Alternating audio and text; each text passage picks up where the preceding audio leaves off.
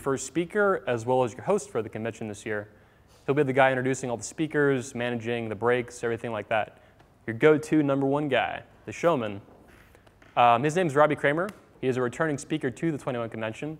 It is his first time hosting. And I think in explaining very briefly why I chose him as a host, it'll also introduce him as a speaker. That makes sense.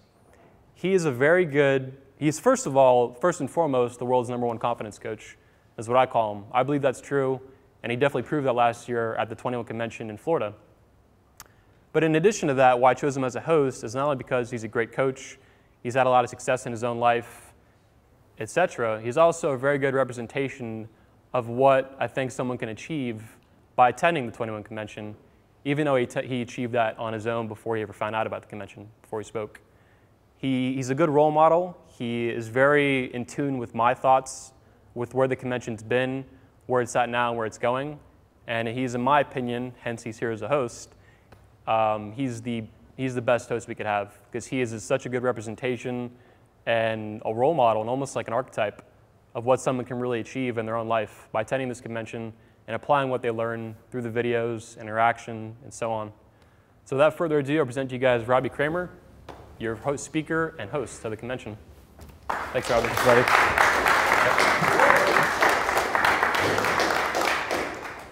Thanks, guys. Thanks for being up early, as Anthony said. I'm really excited to speak this year. Last year in Orlando was my first time speaking. And I made the trip out to London. I'm also speaking in Austin, and maybe even Australia, if I can swing it. So I'm really excited to be here, like I said. And I've got a cool talk planned for you guys. It's entitled, "If I Was in Better Shape, I'd Be More Confident." And you'll see an interesting slide in a few minutes about how I used to not be in very good shape. If anyone saw the video last year, you may not recognize me because I look a little bit different, we'll say. So do that thing you know you need to do the most and get more of everything, including sex. Last year I spoke about dating. And this year I've had so many interesting things happen in my life that I've really expanded what I coach people on, who I work with. And so I'm talking about 3 things this year. And it's really the big 3. Who's interested in health, wealth, and relationships? Hopefully everybody, right? And I feel like if you have all 3 of those components in your life just handled, or at least to a level that makes you feel good, you're going to be overall very happy. And for me, that's what I'm looking for. I'm looking for general overall happiness and just freedom, fun, living a fun life. And if any one of these 3 areas is lacking, you're going to feel discomfort. You're going to feel a lack of confidence. So I'm going to share 3 different stories from my own life today, and there's a general theme I want you guys to listen for. And I'll point it out at the end. But what I really believe is how you do anything is how you do everything. I learned that from a mentor a few years back, and I really believe it to be true. So if you can accomplish anything in one area of your life, if you can become the world's best, Nintendo duck hunt shooter, you can use that same skill you became good at duck hunt to be awesome with women, to make a lot of money, to have an amazing body. So it's the same sort of process. And that's really what I found is if you can look at what you've done well and replicate that in each and every area, you can just pretty much crush it in anything you want to achieve. So I call myself a life coach. And I really hate that term because when you think of life coach, what I usually think of is actually I played golf with this dude who called himself a life coach. This was before I was a life coach. This was probably 7 years ago. And he was this long hair, hippie-looking dude. Wasn't very good at golf, and it didn't really seem like he had a job. He was just one of these, people who was blown in the wind. And I was like, I'll never be a life coach. It's losers. Now, I'm happy to say I'm a life coach. But what I really mean by life coach is I'm a lifestyle coach. I don't coach anyone on how to live their life. You guys all know how to live your life. I'm not going to provide any value there, but I can help you change your lifestyle in a certain area. And I believe if you change your lifestyle in an area, you'll have a complete transformation. So my talk today, this is for you if you want to crush all three areas of your life: health, wealth, relationships. It's also for you if you want to know the exact steps to become a champion at pretty much anything you want to do. Doesn't matter what. And if you want to stop procrastinating and allowing fear to stop you from getting what you want in life. And really, that's the big thing: fear. If it wasn't for fear, what would you be doing? Ask yourself that. It's really the main question. So today you'll learn the reason why the typical person fails and then quits. It's okay to fail. It's good to fail. But if you fail and fail and fail and then you quit, that's it. So quitting and how to avoid that. How to get into action and keep yourself motivated. The secret to turning a habit into a lifestyle. How to easily and painlessly face your biggest fears.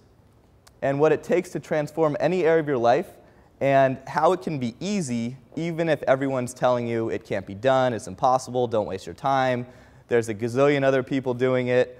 You know, when I started my business as a dating coach, there were so many other dating coaches, and everyone told me, the market's saturated, you can't do that, you won't make any money. You know, who are you to do that? And if I would have listened to them, I'd still be working in finance and hating my job. So I'm glad I didn't. So my promise to you, I'm going to teach you guys as much as I can in the time we have, and at the end, I'll promise to show you how you can get more from me. And we're going to do a Q&A, so hold all your questions, and if anything comes up during the speech, just write them down, and we'll have plenty of time to go through those in the end. So, that's yours truly. This was me last year speaking at the event, literally, last July. So first, we're going to talk about health. And when I lost weight, I kind of inspired a bunch of my friends to also lose weight and a bunch of my clients. I was working with guys in the dating niche, and they saw me make this transformation. They said, well, I want that too. Can you help me? So here's a few examples of some of the other guys I've helped. So this is a friend of mine. These pictures aren't the typical photoshopped ones you'll see in magazines. You know, there's a funny thing that I've heard about before and after photos is a lot of the time they'll take guys who are already ripped and they'll pay them to get fat. That way they'll take the before picture when they're ripped, and then the after is when they're fat. So these may not look as good, but at least you know they're legit. Here's another guy. So he was pretty chubby as well. And here is the last dude. So for me, my biggest insecurity and fear was that I'll never have the body I really want, and until that happens, I will never be confident. I told myself this day in and day out from the age of 12 until 29 and a half. So the majority of my life, almost 20 years, I would tell myself this probably 10 to 50 times a day. Every time I walked past a mirror, every time I looked at a picture, every time I saw a beautiful woman, I would tell myself, you're too fat, she's probably not interested. And as you guys could see from the picture, I wasn't huge. I was 50 pounds heavier than I am now. But in my head, it was such a huge deal to me. And I'm pretty sure that if you guys all just think to yourself, there's maybe one thing in your life that you tell yourself, if I could just get over this one thing, my life would be radically different. So just take a second and think about that. I'll shut up.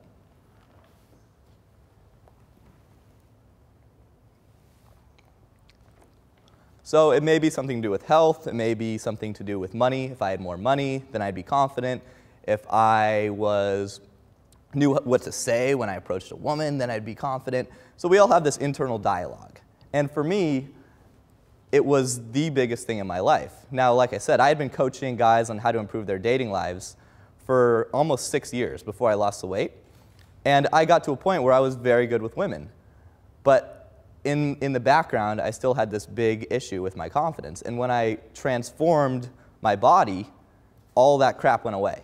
So it's funny, I joke to my clients, I say, everything I've learned up until this point, in my own personal experience, was not necessary.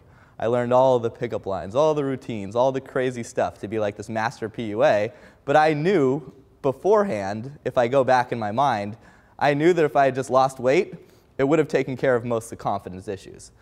But that was the hardest thing in my life, and I did everything I could to avoid it. So for example, I looked for good advice everywhere.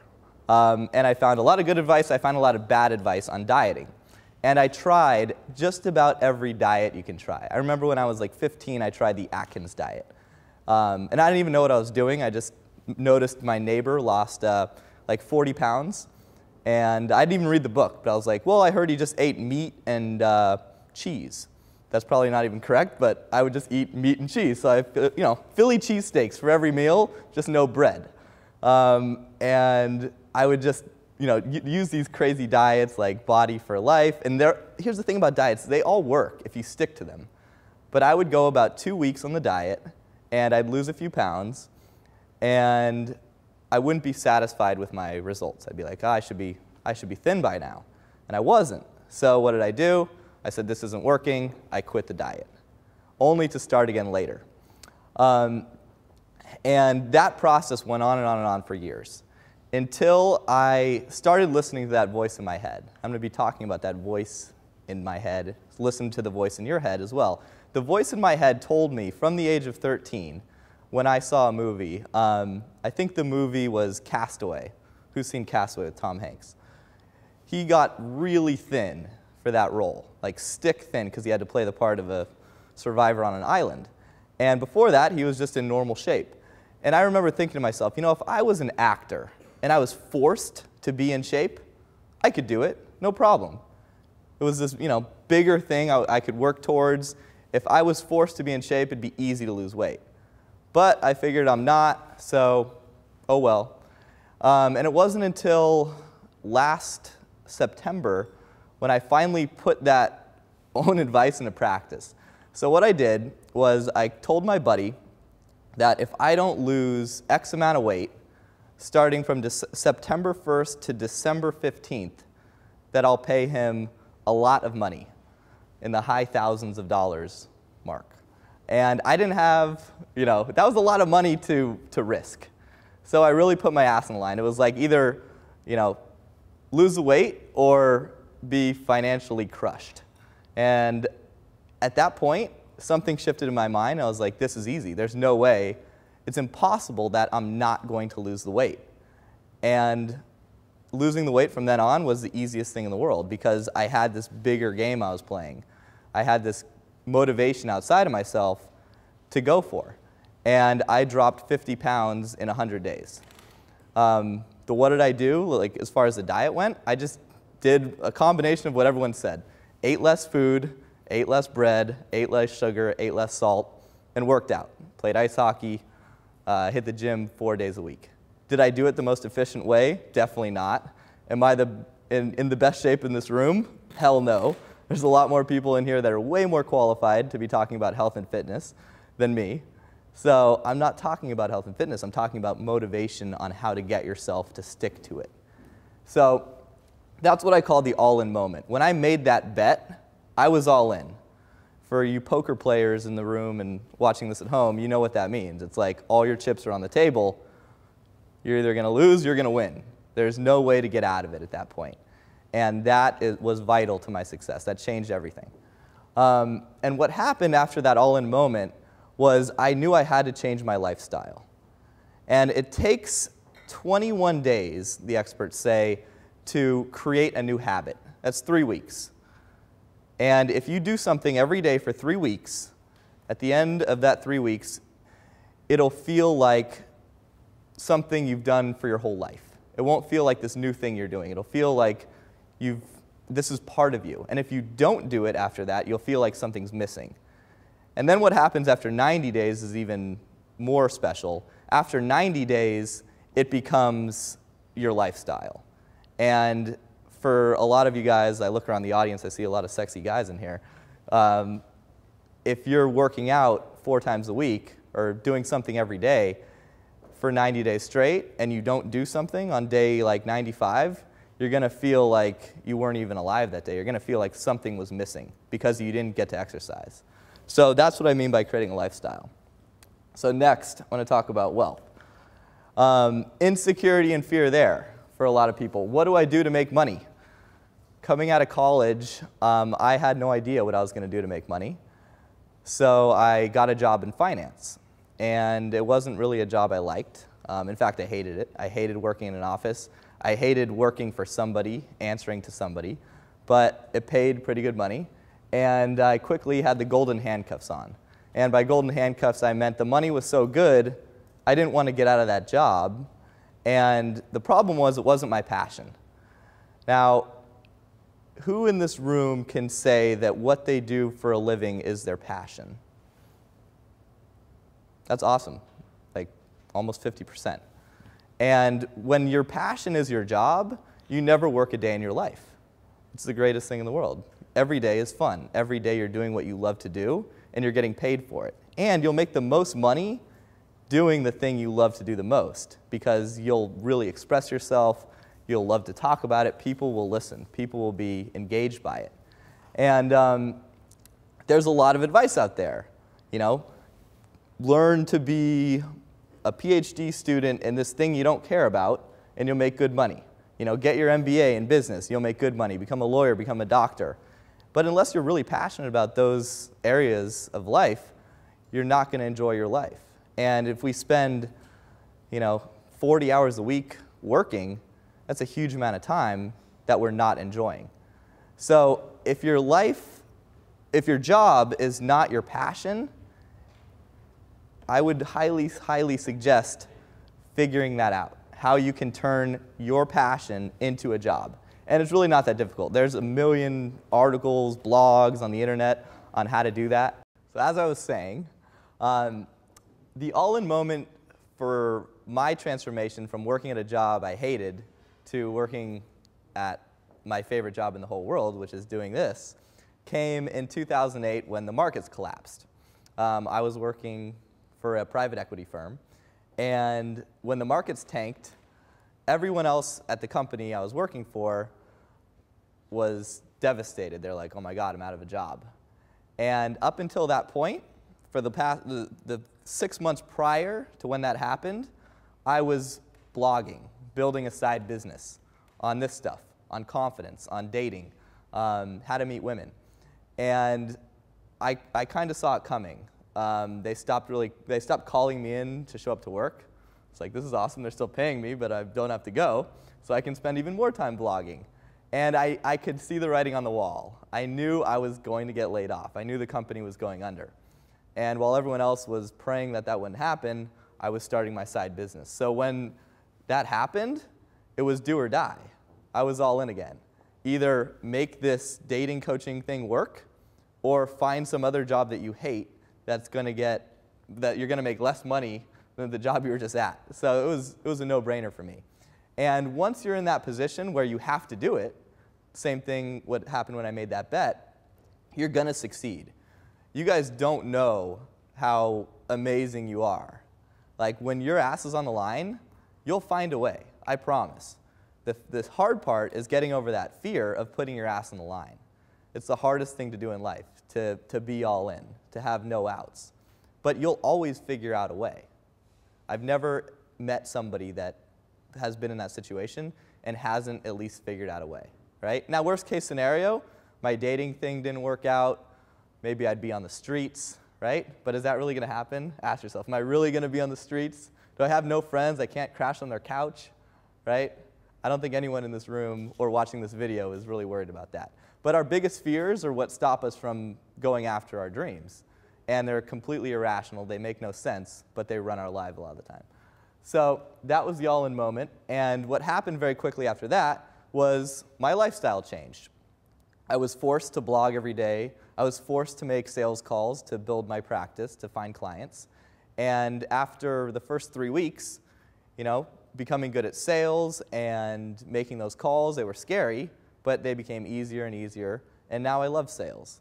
And I'll tell you guys right now, if you can't sell, you're in for a rude awakening at some point in your life. At some point, you'll always have to sell. You'll have to be able to sell yourself to women. You'll have to be able to find clients. To get a job, you have to sell. And the only reason why people are scared of sales is because they're scared of, it's an irrational fear. You don't want to look bad. You don't want to be the guy that people hate because you try to sell them something. So becoming good at sales was probably the biggest thing that created just the most abundance in my life when it came to career, money. And not only that, but being able to be good at sales, like transforming that area, gave me so much confidence in all the other areas as well. So next, let's talk about relationships. And my biggest fear and insecurity when it came to relationships was I'm not good enough for the women I really want. Who can relate to that? It's probably everybody on some level, right? Most of the time, you see that girl and like, oh yeah, I could get her or whatever. But then you see that smoking hot girl and you're like, oh, what would she want of me? Why would she want me? And then the next question you probably tell yourself is, well, if only I was X, then she would like me, right? For me, it was, if only I was ripped, then she would like me.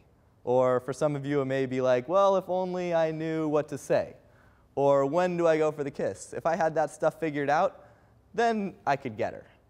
But we always have these excuses. If I didn't have approach anxiety, then I could go talk to her. And there's, I don't even know how much advice on the internet now about how to meet women. We're in London, so how to pull the birds, I guess they say it here. But when it comes to advice, listen to yourself. The best dating advice you could ever get is to answer that question for yourself. When you say, I can't get that girl because of X, if you transform X, you'll get the girl. That's it. It's very simple. And the easy way out is to say, oh, well, I need to study this other stuff. So you start studying and studying and studying, but you avoid that thing you need to do the most. I studied this stuff for years, and like I said, if I would have just lost the weight in the first place, it would have been that much easier.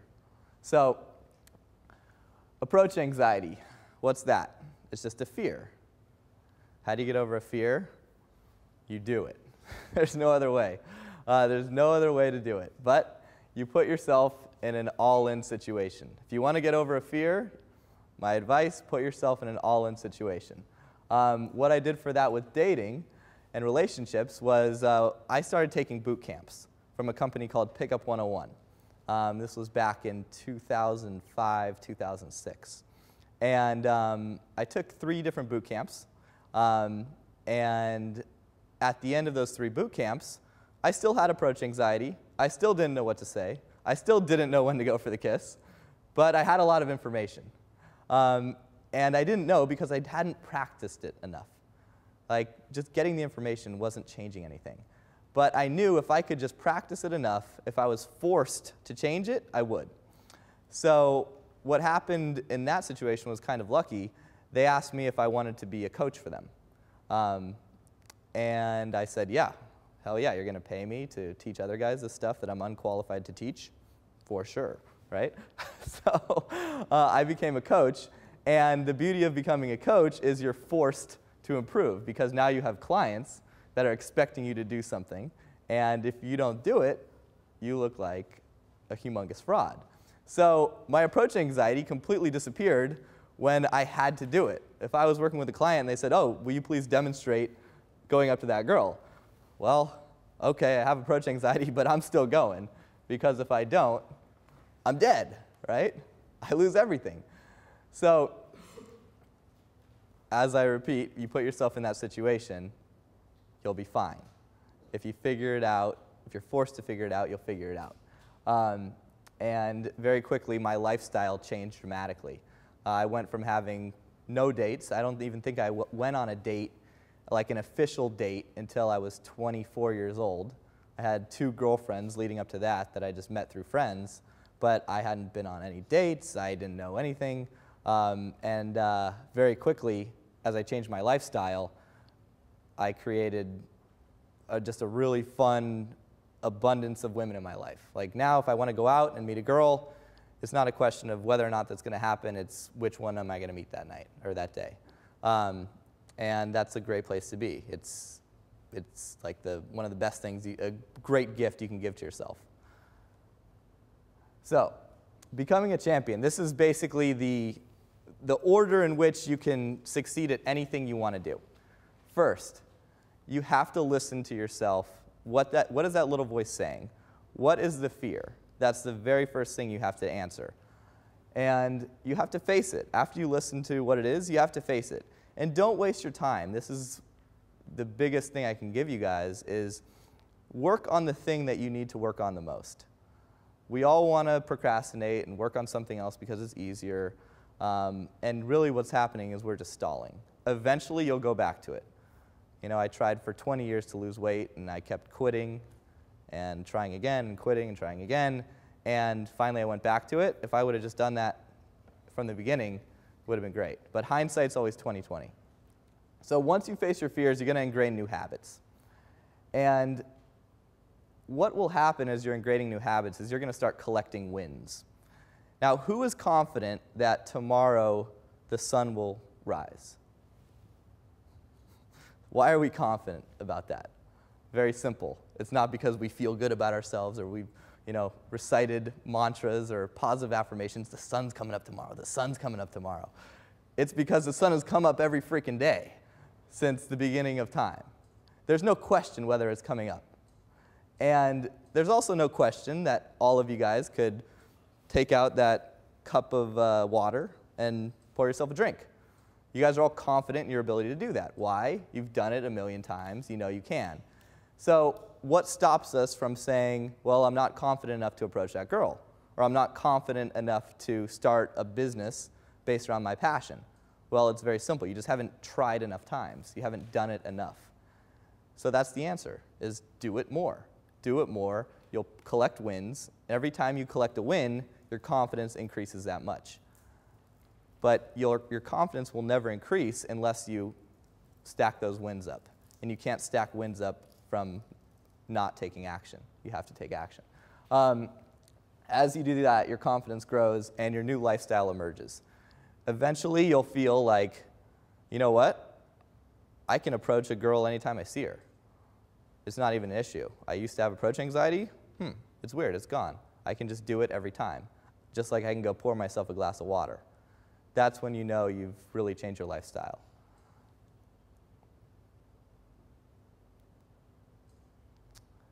So, how do we turn the information that I'm giving you guys into transformation that'll last?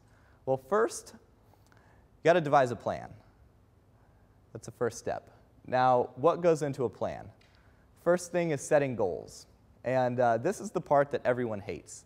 This is the part that I hate. This is the part that I can see it in your faces when I bring up this slide. Everyone's like, ugh, this is the boring part.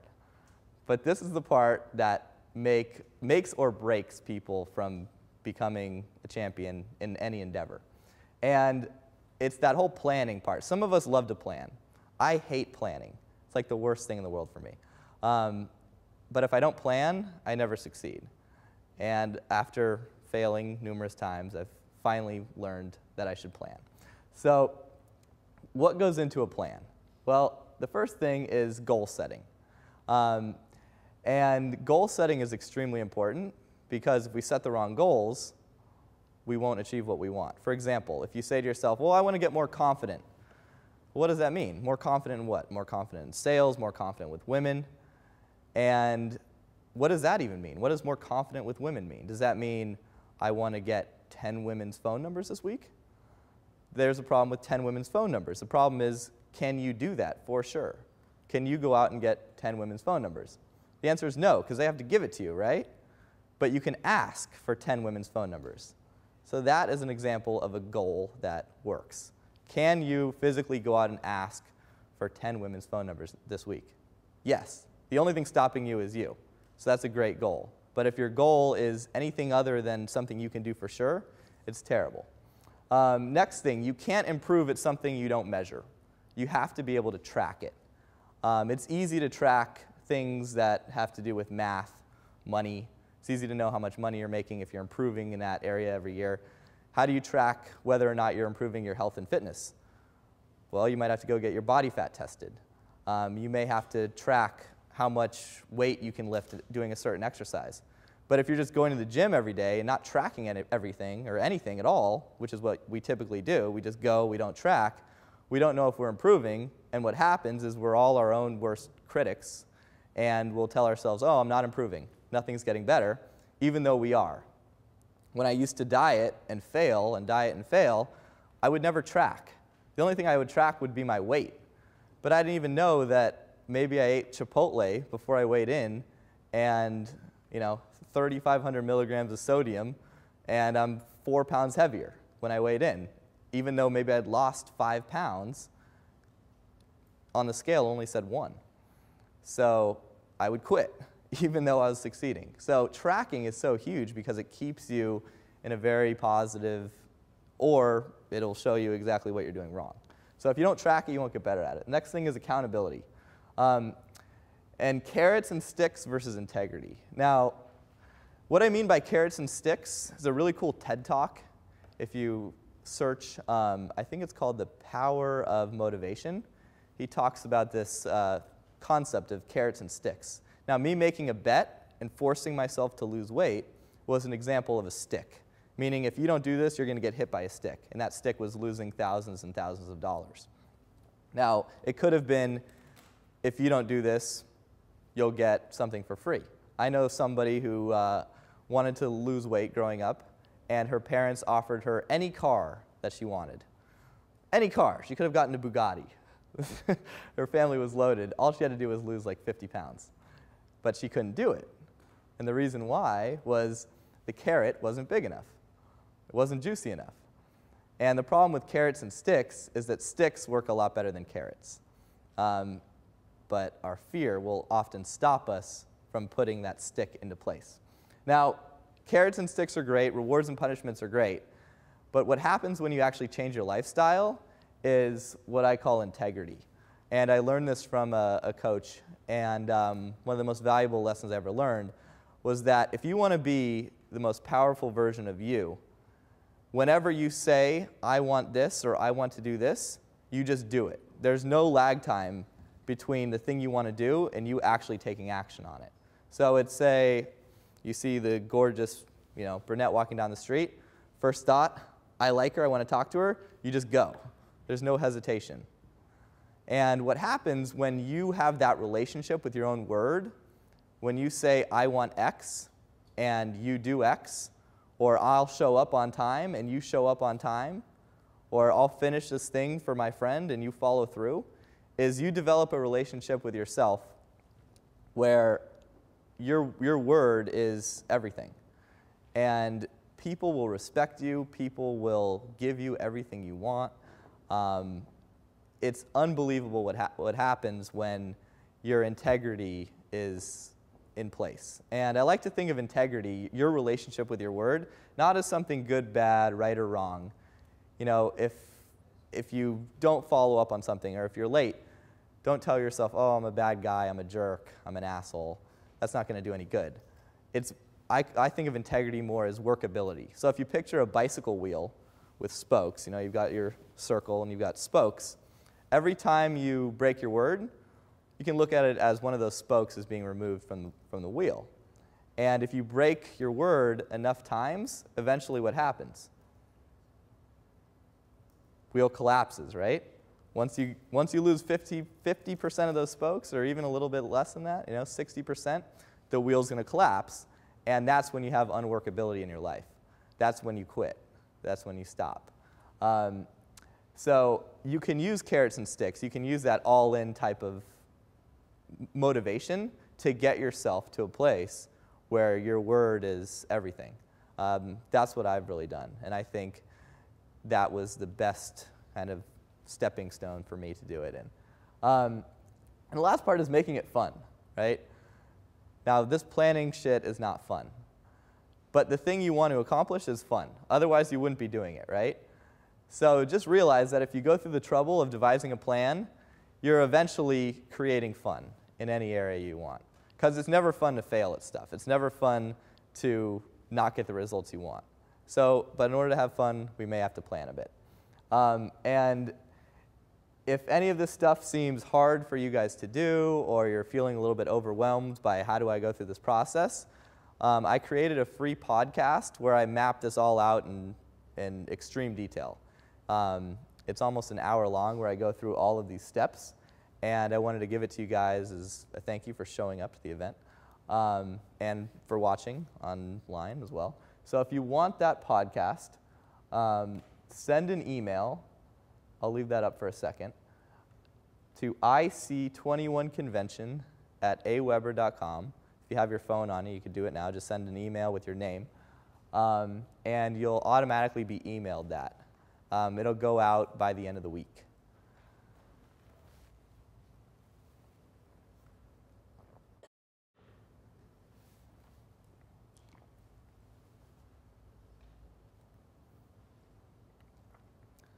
So, the last thing I want to talk about is what I call the dream team. Now, if you want to succeed in any area of life and build confidence, you can't do it alone, I promise. You can't even go to the bathroom alone. Someone had to build the toilet, right? Unless you take a dump in the middle of the street, you cannot accomplish that goal of going to the bathroom. But we get into these silly, conversations with ourselves where, oh, I can do it alone. I don't need anyone. I like to try to do everything alone. But the problem with that is I know I'm not going to succeed. So I've learned to stop doing that. And instead of doing that, I develop a dream team for any area I really want to succeed at. And here are the components of a dream team. The first one is a mentor. A mentor is just somebody who's done the thing you want to do. So if that's losing weight, go to somebody who's lost weight. Right? If that's getting good with women, go to somebody who was like you and is now where you want to be at with women. Same thing with wealth, same thing at anything. Like, take advice from somebody who's been in your shoes and now is where you want to be. That's a mentor. The next one is a critical eye. And a critical eye is somebody who can give you feedback. Somebody who can say, okay, when you approached that girl, she didn't like you because you were standing like this and you were talking a mile a minute. And maybe you didn't know that. You didn't realize because you were too worried about what you were going to say. So that's a critical eye. The next one is a cheerleader. Cheerleader seems like the lamest one on this list, but it's actually by far, I would say, the most important. Because a cheerleader is somebody who cheers you on for taking the action you want to take, regardless of the result. If you're facing a fear and you're doing something that's hard and you're not being reinforced by somebody who's, you're awesome, you're doing great, then you're going to quit. Because all you're going to see is why you failed, why it was hard, and eventually you'll quit. So cheerleader is huge. And the last thing is accountability buddy. Somebody who will hold you accountable.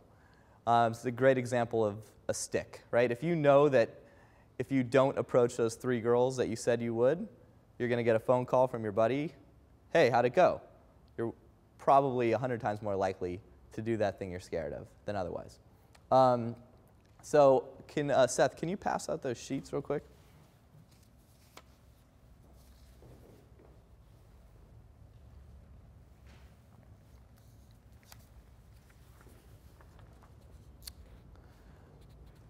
So on this sheet, there's 6 steps to succeeding at pretty much anything you want to succeed at. And this is the process that I take people through when I coach with them. All of my coaching takes place over a long period of time, at least 21 days, because that's what it takes to ingrain new habits and a new lifestyle. And let me go through the 6 steps real quick. So step 1 is creating a game. That could be the game of getting better with women. It could be the game of turning your passion into your career. Step 2, devise a plan to crush your fears, because the first thing that'll be in the way is a fear. Step 3, execution, following through. Step 4, looking at what you're doing. All right, I'm taking this action. Am I getting the results I want? Yes or no? If the answer is no, tweaking and fine-tuning. That's where a critical eye comes in very handy. Stacking up wins, that'll happen after you've tweaked and fine-tuned. And eventually, once you have enough wins stacked up and you know that sun's coming out the next day, you know you can get up, pour yourself a glass of water, you'll feel ultimately confident. So that's what I do with my clients. And if that is something you guys want to look into, if you think that would be a good idea, the way I coach people is through 4 live calls. You can do it anywhere in the world on Skype. And I record all the calls. That way you can listen to them again, obviously. I also have 10 clients at any one time. I never work with more than 10 people. And all of those guys are in a private forum. And we all bounce ideas off each other. We all hold each other accountable. So you get access to that. And another thing that comes along with it is an image consultation, because you want to make sure that whatever you're working on, when you're changing your confidence, it also matches the presentation that you're putting out there. So if you guys are interested in mentorship with me, it's a 30-day program. I charge $2,000 for this per month, but as a special deal for today only, I only have 2 spots because I've got 8 clients right now. It's $997. So that's number 1. And also throughout the event, at nights and during lunch breaks, I'll be doing in-field coaching as well when it comes to dating. And if you want to work on a different area, like let's say growing your business or putting a plan together for devising a way to get in better shape, we obviously wouldn't have to go out for that, but we would do a session on that as well. So this is only for while I'm here until Sunday, and that's a 2-hour session with me, and that's for today only. That's $397, and I think I only have 3 spots left for that. And then the last option is what I call a game plan strategy session. And what I do in the strategy session is I sit down with you one-on-one, takes about 50 minutes, and you tell me what's going on, and I very easily can pinpoint the fears, what's stopping you, and we devise a plan. I take you through that whole process on what you need to do to get better. And at the end, all you have to do is implement it. And for that, I only have 5 spots. I just don't have more time to do it than that. And it's $77 if you want that. So if you guys are interested in any of these things, at the end of my talk, fill this out and hand it to Seth. He'll be in the back. And now we're going to do some Q&A. Actually, before that, I want to talk real quickly about the reasons why most people fail. Because failure is the thing that we're all avoiding, right? So the first reason is a fear, right? I have approach anxiety. I'm scared to talk to girls. What do? Well, you don't do anything. You have no plan. Because you have no plan, you take no action. And there's obviously no follow-through as well. If you're not taking action, there's nothing to tweak. There's nothing to say, am I improving, am I not? And your lifestyle will not change. And if you have an area of your life where you're just not seeing results and you're not taking an action, the odds are is it's not a priority for you. I talk to people all the time, and this is what I hear over and over and over, is I want to get better at whatever, X, or I want to, let's just say dating, right? I want to work on approaching women. They never make it a priority. They never create that all-in moment. They never put their ass on the line. They never improve. And the reasons are always, I'm busy, I'm broke, what if it doesn't work? Well, you don't know if it'll work unless you try, right? So if you can eradicate these things, you'll succeed at anything. Fear is the #1 thing. So, who has questions on anything to do with confidence? Yeah. Oh, 1 sec. Let's grab the mic. Thank you. Yeah, you were talking about this dream team. Is it necessary that you have like 4 different people, or can like one person have different roles in that process? Okay, good question. So one person can be all 4. For example, when I work with clients, I fill all 4 roles. Now, if you can get more people, the more the better. If you have 20 cheerleaders, that's amazing, right? But as far as a mentor, you only want 1. If you listen to 2 people give advice on the same topic, odds are they're going to have conflicting views, and conflicting views will cause confusion, and confusion will lead to not taking action. Confusion is the worst thing you can find, because if you're confused, you won't do it. So when it comes to a mentor, just have one. When it comes to a critical eye, it's okay to have a few there. You just want to make sure that they know what they're talking about. And accountability, the more the better. So mentor one, the rest unlimited. Yeah. Hi, could you give a few more details about how you improved your health and lost weight? You know, what advice you took and why, and what you did, what exercise, nutrition, etc. Sure. So details on how I lost the weight. What I did very specifically was I downloaded an app on my phone, which was a calorie counter, tracked by exercise, tracked everything I ate. So after every meal, I would either scan the barcode or put in exactly what I ate. And after every workout, I would enter that information as well. And I set it up to where I knew that I would lose 3 pounds per week if I followed this exact formula. And I knew if I lost 3 pounds per week, I would win the bet. Because I knew I had to lose 50 pounds within 100 days. So I ended up doing better than that. I ended up losing, I guess I don't even know what the math is, but that's irrelevant. So I figured out, to a T what I had to do, and I tracked it. Next, I eliminated sugar completely from my diet. I would eat less than 10 grams of sugar a day. My diet was awful. It was chicken thighs, vegetables, fish, egg whites. Repeat, repeat. And there's no way in hell I could have stuck with that diet if it wasn't for the bet. But I knew I had to lose weight by a certain date, and that's all I ate. And I actually really enjoyed it after the first 3 weeks. Now my diet is very similar. I cooked every meal. I ate out a total of 5 times in that 100 days. Because when you're eating out, you don't know what's in the food.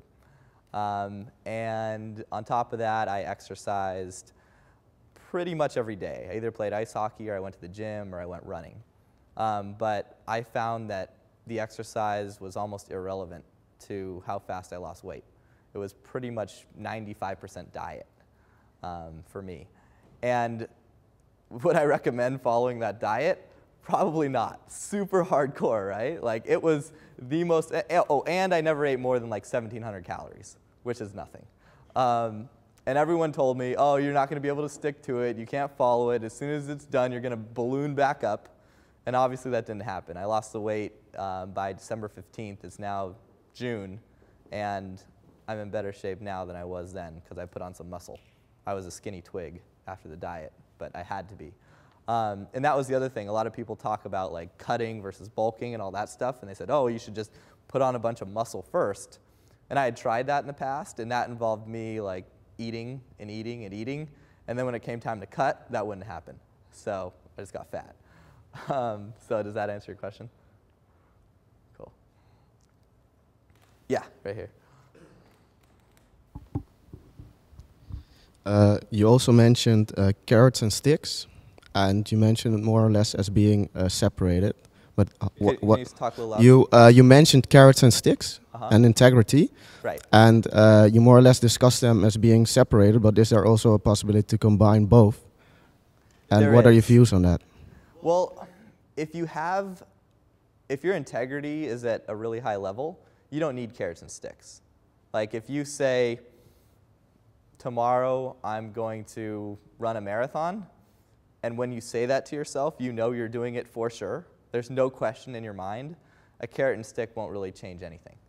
But if there's even the tiniest doubt in your mind that you won't do it, a stick can be extremely valuable. And that's kind of the measure that I have with myself when it comes to whether or not I need a carrot and stick. If I ask myself, right, tomorrow I'm going to do my taxes. It's something I always put off, doing my taxes. I always file late extensions. I know I can't trust myself to do my taxes. My integrity in that sucks. So I put a stick in place. I call up a friend, say, if I don't have my taxes done tomorrow, cash out this $100 I just sent you on PayPal. If I have it done, send me the money back.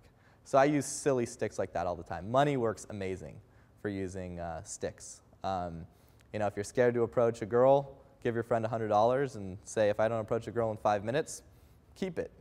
You'll approach a girl. I promise. That's all it takes. And no one ever does this. It took me so many years to adopt that very simple thing. And now I do it for everything. Like money, the fear of loss of money is huge. Now, don't say, if I approach that girl, give me $100. Because first of all, who would do that? Second of all, you won't approach her. Your fear is worth more than $100. So does that answer the question? And I have an additional question. Yeah. Isn't integrity related to being unconsciously competent? So the thought of approaching a girl, for example, doesn't even register. You just do it. So unconsciously confident? Competent. Competent. What do you mean by that? Because you mentioned integrity as being in tune with your internal dialogue and seeing a girl and just doing it. Right. And isn't it some kind of automatic mechanism you have to achieve at a certain point? You'll achieve that automatic mechanism when you've done it enough times where if you see that girl, you know you're going. Like, I've been in New York for the last month and a half. And when I first got there, I wanted to meet women. The easiest, cheapest, and fastest way to meet women is during the day. You don't have to deal with dudes. You don't have to deal with bar tabs. New York is expensive, and it's free. You walk outside, there's girls everywhere, and no one's hitting on them. So I would literally walk out the door, and I would just walk around. I saw a girl that I liked, and the second I saw her, I knew it was like, okay, here we go. Go chase after her. And it almost got to the point where it was like, oh, it's annoying. I hope I don't see a hot girl because I know I have to talk to her. Like, there's just no getting around it. So when you can get to that level, it becomes that unconscious competence that you're asking about. So does that, I think I answered it, but okay, cool. Yeah. Over here? 1 minute, is that what you said? Oh, okay. Hi, do you recommend getting a mentor in person, or is it okay to listen to a mentor, someone you respect online, or if you read about them, or do you actually recommend getting someone in person as well? If you're just looking for information, and you know that all you need is that information, then I would say that's fine. And if you're also looking for feedback from the mentor, or if there's something that you need coaching on that has to be in person, then I would recommend working with somebody one-on-one. The benefit of working with somebody one-on-one is that you develop a relationship with them versus just some guru you're listening to. And a lot of the times, advice, like when people package advice, they have to package it for many different people, obviously. So it may not 100% directly relate to you. And obviously, it may not be as pinpointed. But you can improve at a lot of things by just finding excellent resources and following them. So it's not necessary, but it's just a little bit easier if you can afford to invest in that sort of thing. So it basically comes down to a cost decision for most people, I think. Does that answer your question? Cool. All right, guys. Well, thank you so much. And I'm really looking forward to hosting the event. You'll hear a lot more from me throughout this thing. And I'll see you guys out during the breaks, and come chat me up. And I'll be going out every night as well. So if you guys are out, let's do it. Let's party. Thanks, guys.